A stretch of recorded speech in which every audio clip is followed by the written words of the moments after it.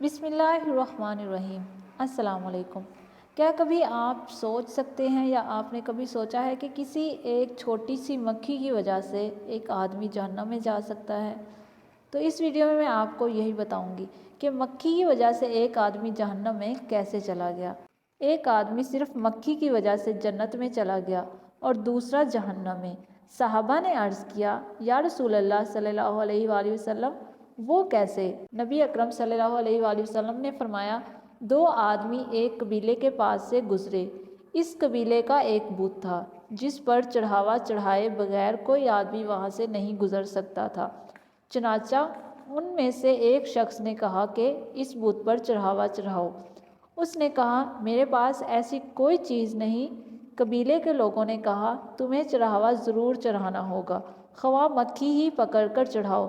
مسافر نے مکھی پکڑی اور بت کی نذر کر دی۔ لوگوں نے اسے جانے دیا، چنانچہ وہ اس چڑھاوے کی وجہ سے جہنم میں چلا گیا۔ قبیلے کے لوگوں نے دوسرے آدمی سے کہا، تم بھی کوئی چیز بت کی نذر کرو۔ اس نے کہا، میں اللہ تعالیٰ کے علاوہ کسی دوسرے کے نام کا چڑھاوا نہیں چڑھاؤں گا۔ لوگوں نے اسے قتل کر دیا اور وہ جنت میں چلا گیا۔